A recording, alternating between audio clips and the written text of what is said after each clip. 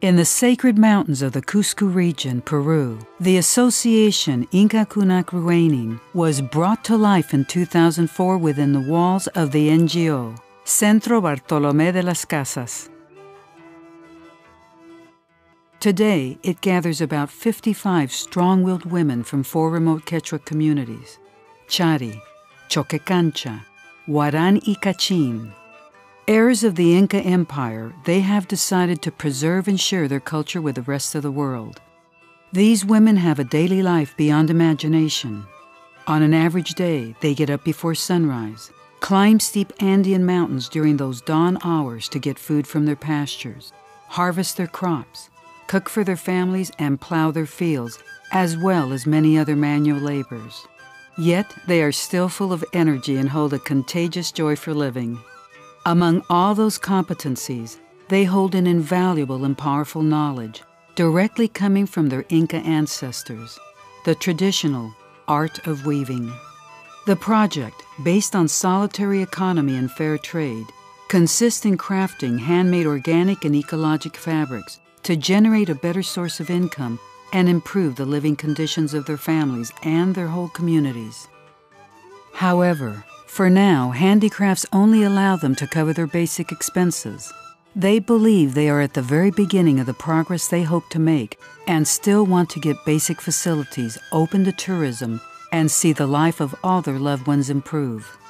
The traditional weaving art of Incan times has been inherited between the members of the communities, mainly from mother to daughter.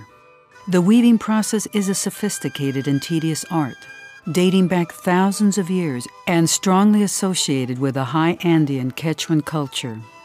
It isn't only about making marvelous fabrics, but it is also a way of conveying their oral tradition among dances and songs.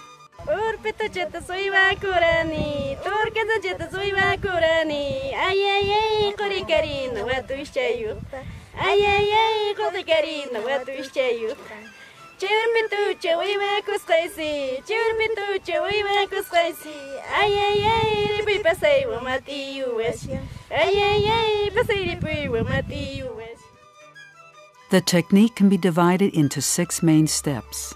First, to get the wool they need, the women gently shear their sheep by hand and then clean the wool. The wool is then spun into a string by a spindle, which aids in preparing the wool to yarn. Once the yarn is made, the wool is dyed with wild plants from the mountains that have no more secrets for them. Depending on the color wanted, they also use natural minerals or specific insects. When the wool has its definitive color, they spin it again to ensure a thicker yarn that's sturdier and higher in quality.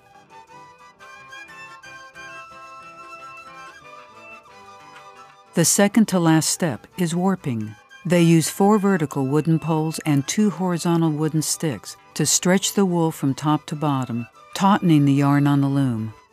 Finally, the most complex task takes place: the weaving. This process requires the most skill. It is about crisscrossing the yarn on the loom alternately to create intricate patterns and the ancestral iconography specific to each community.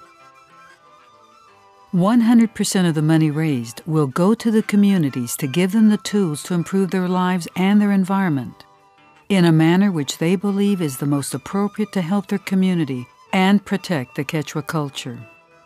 Looking for sustainable resources, the new generation is currently leaving for the big cities, trying to find work and without planning to come back. Our actions take place on 2 main levels: fighting against the loss of the Quechua weaving culture and highly complex ancestral iconographies, and the loss of interest among the new generation for cultural preservation.